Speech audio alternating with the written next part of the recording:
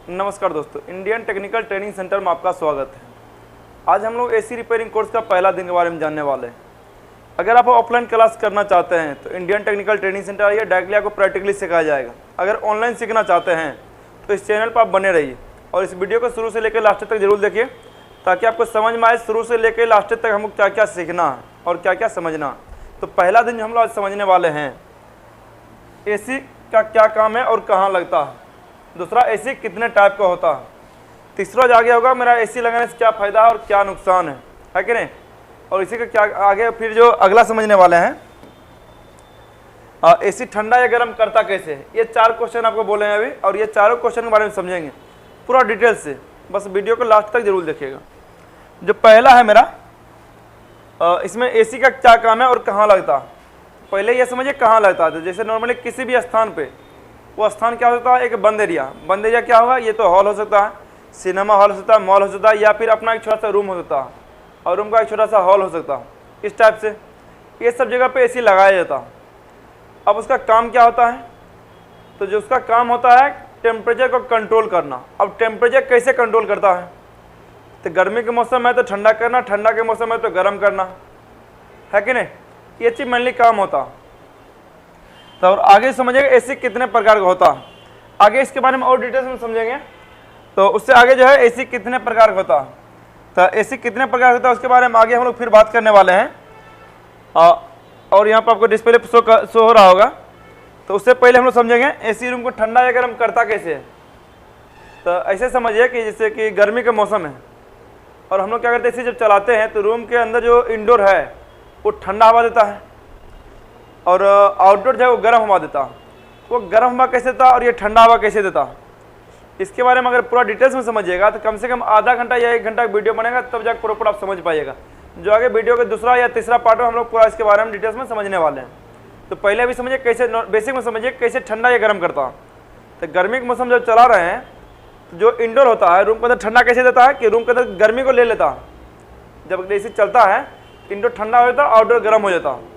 ये अंदर के गर्मी, रूम के अंदर गर्मी को लेकर के आउटडोर पर भेज देता है और आउटडोर क्या करता है, उस गर्मी को बाहर निकाल देता है। इस तरह से रूम के अंदर की गर्मी जब सारा बाहर निकल जाएगा तो रूम मेरा क्या हो जाएगा, ठंडा हो जाएगा।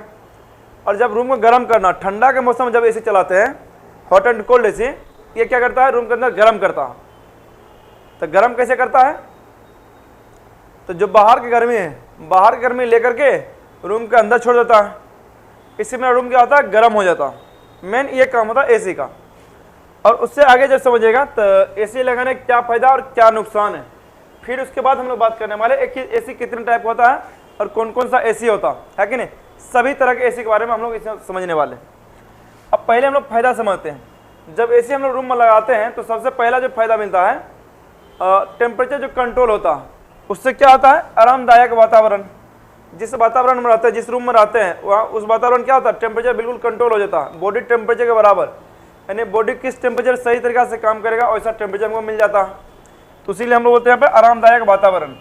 दूसरा जो मेन काम करता है, एयर फिल्ट्रेशन। एयर फिल्ट्रेशन क्या होता है, जब एसी चलता है तो रूम में जितना भी धूल कण कचरा उड़ते रहता है, वो सारा का सारा कचरा क्या करता है, एसी छान लेता है और रूम के अंदर का हवा को बिल्कुल शुद्ध कर देता है। इसीलिए हम लोग बोलते हैं एयर फिल्ट्रेशन। जैसे आरओ फिल्ट्रेशन पानी के अंदर गंदगी को छान लेता है, उसी तरह एयर फिल्ट्रेशन यानी कि एसी क्या करता है, रूम के अंदर का जो धूलकण होता है उसको ये छान लेता है, रोक लेता है। अगला क्या है कि नमी को कम करना या आर्द्रता नियंत्रण। ये क्या होता है, जो रूम के अंदर मॉइस्चर है, मॉइस्चर क्या होता है, जिससे बरसात के मौसम में देखते हो जो चिपचिपापन ज़्यादा आता है, या गर्मी के मौसम में जो पसीना चलता है चिपचिपापन ज़्यादा आता है, उसको काफ़ी हद तक ये कम कर देगा। कैसे, जब देखते हो इंडोर जब चलता है तो इंडोर से ढेर सारा पानी निकलता, तो पानी कहाँ से आता, यही समझना, पानी वो कहाँ से आता।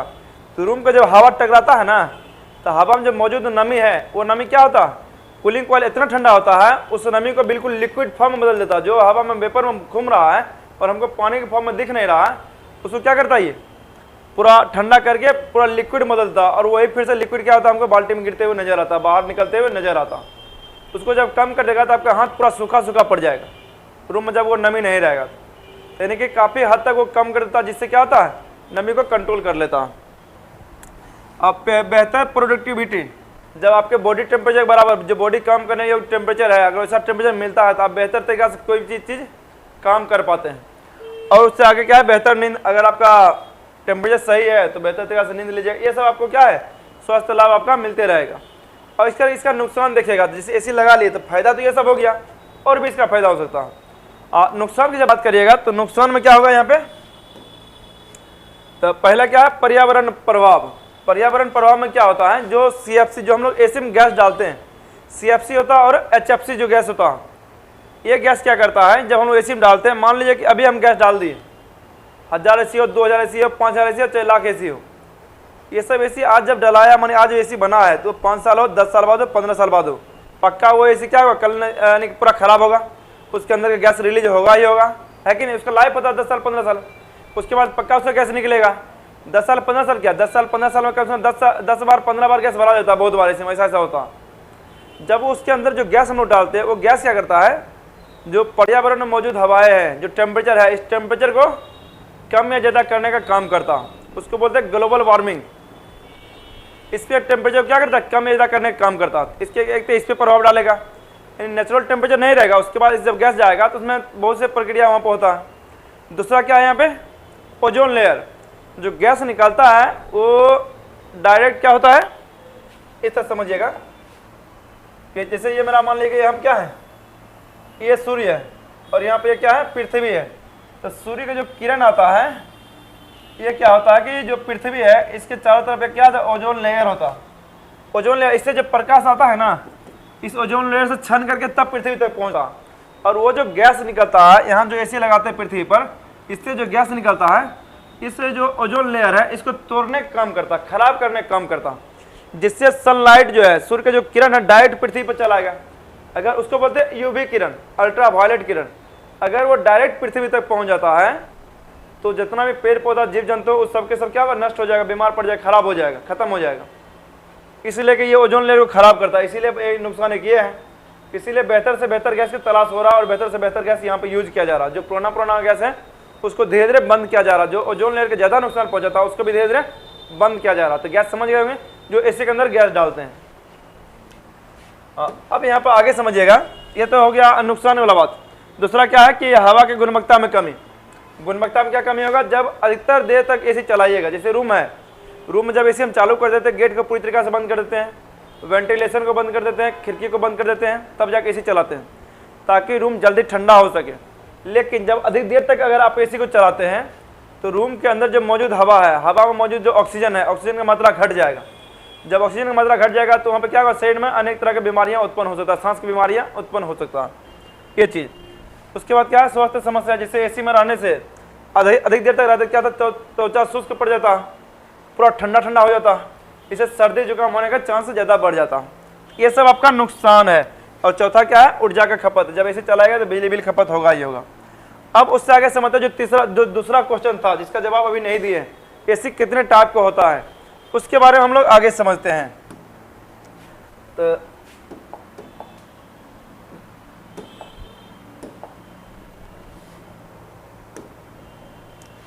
एसी जो होता है हमारा वो 3 टाइप होता। 3 टाइप का क्या होगा, पहला जो होगा हमारा RAC होगा, RAC मतलब रूम एयर कंडीशनर। दूसरा क्या होगा, सेंट्रल एसी होगा या HBC जिसको बोलते हैं, 3 फेज एसी भी इसको बोलते हैं। और अगला क्या होगा, ऑटोमोबाइल एसी। तो पहले समझते हैं RAC क्या होता है, रूम एयर कंडीशनर क्या होता है। जो RAC हम लोग बोलते हैं, रूम एसी, ये हम लोग नॉर्मली जो घर में रहते हैं, जिस घर में रहते हैं उस घर में लगाने के लिए यूज करते हैं, खास करके छोटा छोटा ऑफिस है उसमें लगाने के लिए यूज करते हैं, है कि नहीं। उसी के लिए बोलते हैं हम लोग रूम एसी। तो जैसे होता है स्प्लिट एसी होता है, विंडो एसी होता है, टावर एसी होता है, पोर्टेबल एसी होता है, ये सब अलग अलग रूम एसी होता है कि नहीं। छोटा जगह पर जब जहाँ पे इस्तेमाल करते हैं उसी का हम लोग बोलते हैं रूम एसी। अब हम चल जाएंगे बड़े जगह पे, मानिए रूम से बाहर निकल के हॉल हो गया, सिनेमा हॉल हो गया, मॉल हो गया, इससे भी बड़ा बड़ा भवन हो गया, है कि नहीं, कोर्ट हो गया, ये सब जगह पर जो एसी यूज करते हैं उसको क्या बोलते हैं, सेंट्रल एसी बोलते हैं। कौन सा, सेंट्रल एसी पूरा को बोलेंगे, या HVAC, heating ventilation air conditioner, है कि नहीं, जो 3 फेज पावर सप्लाई से चलने का काम करता है। अब यहाँ पर हम लोग आगे समझने वाले RAC के अंतर्गत कौन सा एसी आएगा और HVAC के अंतर्गत कौन कौन सा एसी आएगा, ये भी आगे समझने वाले हैं। और आगे बात करिएगा जो तीसरा है मेरा, ऑटोमोबाइल एसी। ऑटोमोबाइल एसी कहाँ लगता है, जो गाड़ी होता, बस और ट्रेन को आपको छोड़ देना है, उसके बाद जो है गाड़ी, मतलब जैसे कार हो गया, बोलेरो हो गया, इस टाइप में जो जिसमें एसी लगा हुआ रहता है उसी को बोलते हैं हम लोग ऑटोमोबाइल एसी। गाड़ी में लगने वाला एसी क्या बोलते हैं? Automobile AC. बस ये चीज़ समझना। अब आगे जो हम लोग समझेंगे आरएसी कितने टाइप का होता है, आरएसी के अंतर्गत कौन कौन सा एसी आता है। तो आरएसी जो अंतर्गत आएगा, सबसे पहला मेरा स्प्लिट एसी है। अब स्प्लिट एसी क्या होता है? अगला विंडो एसी है। विंडो एसी क्या होता है? यानी बिल्कुल शुरू से समझना, जो एसी के बारे में कुछ भी नहीं समझते हैं वो भी बिल्कुल ये समझ जाएंगे इस वीडियो को देखने के बाद। स्प्लिट एसी क्या होता है? तो एक आउटडोर होता है जो रूम से बाहर लगा रहता है, और एक इंडोर होता है जो इंडोर यानी कि रूम के अंदर दीवार पे टंगा रहता है, और दोनों के बीच में एक पाइप जुड़ा हुआ रहता है कि नहीं? इंडोर और आउटडोर के बीच में, जो बाहर रहता है उसको आउटडोर, जो अंदर में रहेगा उसको इंडोर बोलेंगे। और दोनों के बीच में indoor to outdoor copper pipe और वायर जुटेगा दोनों को कनेक्ट करने के लिए। अब ये करता क्या है? तो इंडोर ठंडा देगा और बाहर गर्म होगा, और ठंडी के मौसम में इंडोर गर्म हवा देगा और वो बाहर ठंडा हवा देगा। इस तरह से रूम के टेम्परेचर को मेनली वो कंट्रोल करता है। इसके बारे में आगे और पूरा डिटेल्स में समझेंगे। तो विंडो एसी लग गया। तो विंडो एसी क्या लगता है? ये जो लगता है जैसे रूम है, रूम में जो खिड़की लगा हुआ बस खिड़की पर आता, और विंडो एसी एक ही यूनिट में उसका पूरा सारा सामान आता है, जबकि स्प्लिट में क्या होता है उसका दो भाग में बांट दिया जाता है। और उससे आगे अगर बात करेगा तो कैसेट एसी। कैसेट एसी क्या होता है? जैसे स्प्लिट एसी होता है, सेम स्प्लिट एसी की तरह ही कैसेट एसी होता है। बस स्प्लिट एसी का आउटडोर भी बाहर रहेगा, रूम से बाहर रहेगा, और उसका इंडोर जो है, जैसे स्प्लिट एसी दीवार में टंगा हुआ था, इसका जो इंडोर है दीवार में नहीं टंग करके छत में टंगा हुआ रहेगा। ऊपर दीवार में नहीं टंगा हुआ रहेगा, छत में टंगा हुआ रहेगा। बस सारा कुछ सिस्टम वही रहने वाला, ठंडा गर्म करने की प्रक्रिया बिल्कुल वही रहने वाला। उसी को बोलते हैं हम लोग कैसेट एसी या फॉल सेलिंग एसी। अगला जो मेरा पोर्टेबल एसी। पोर्टेबल एसी क्या होता है? इसमें भी सारा सिस्टम एक ही में होता है। जैसे विंडो एसी सारा सिस्टम एक में होता है, उसी तरह पोर्टेबल एसी में भी सारा सिस्टम एक ही में होता है। कैसे? तो कूलर की तरह पूरा सिस्टम बना हुआ रहेगा, उसी में कंप्रेसर रहेगा, कंडेंसर कॉइल, कूलिंग कॉइल, जितना भी सामान होता है ठंडा गर्म करने के लिए सारा सामान उसी में रहेगा। बस सिस्टम क्या होता है? रूम को ठंडा होने के लिए रूम को गर्मी बाहर निकलना जरूरी है, इसलिए पोर्टेबल एसी क्या करता है? उसमें एक पाइपिंग होता है, डक्टिंग होता है, उसको बोलते हैं डक्टिंग पाइप। तो उस पाइप के जरिए रूम के अंदर के गर्म हवा को बाहर निकाल दिया जाता है, यानी रूम के गर्मी को बाहर निकाल दिया जाता है, और उस एसी को आराम से रूम के अंदर ठंडा ठंडा रह जाता है, और उस एसी को यहाँ से वहाँ, वहाँ से यहाँ आराम से घिसका सकते हैं। कूलर की तरह इधर उधर आराम से कर सकते हैं, उसमें कोई तरह का दिक्कत नहीं होगा।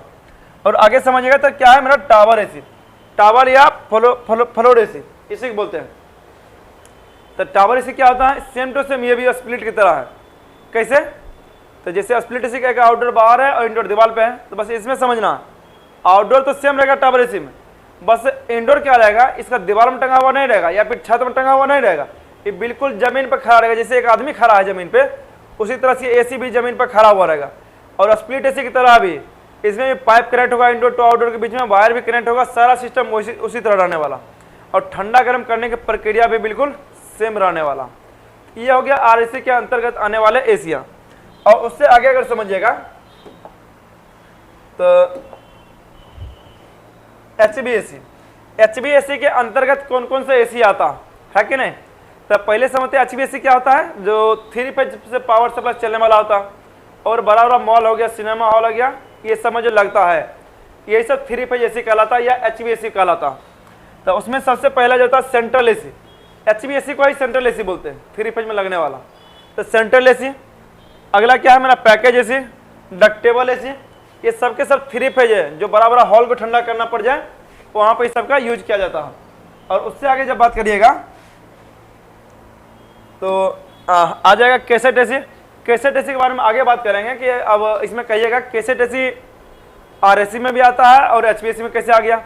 तो कैसेट एसी 2 टन तक भी आता है, और 2 टन से ऊपर 3 टन 4 टन तक भी आता है। इसीलिए कि 3 फेज पावर से 3 फेज में भी आता है और ये सिंगल फेज में भी आता है। तो सिंगल फेज में पड़िएगा तो 1.5 टन 2 टन 2.5 टन तक मुश्किल से, उससे ऊपर जाइएगा तो क्या हो जाएगा 3 फेज। तो 3 फेज में वो एचवीएसी के अंतर्गत आता है या आरएसी के अंतर्गत नहीं आएगा। उसके बाद क्या है कोल्ड स्टोरेज हो गया, और कोल्ड स्टोरेज जैसे हो गया तो सिम चिल्लर प्लांट आता है कि नहीं। वीआरबी वीआरएफ हो गया, एक आउटडोर से 100 इंडोर चलाना है तो सब वीआरबी वीआरएफ ऐसी कहलाता है। और उससे जो आगे आएगा तभी तुरंत बतलाए थे चिलर एसी, एएचई हो गया, और टावर या फ्लोर एसी हो गया। तो टावर एसी में आप कहेगा फिर टावर एसी कैसे आ गया, तो इसमें अभी बतलाए भी थे। सेम तरीका से टावर एसी में भी उसी तरह होता और कैसेट एसी में भी उसी तरह होता। ये 2 टन से अधिक का भी आता और उससे कम का, यानी कि 1.5 ton, 2 ton, 2.5 ton, 3 ton, 3.5 ton तक, 4 टन तक आता। तो ये 3 फेज में भी आता है और सिंगल फेज में भी आता है, इसीलिए इसको RAC और HVAC दोनों में इसको रखा गया है। बाकी जितना भी एसी है सबके सब क्या 3 फेज पावर सप्लाई चलने वाला है और सबके सब 2 टन से प्लस का आता, उससे कम का ये नहीं आता। ये चीज़ वीडियो में कुछ भी अगर अच्छा लगा तो लाइक और सब्सक्राइब जरूर करिएगा, कमेंट करके जरूर बताइएगा वीडियो आपको कैसा लगा।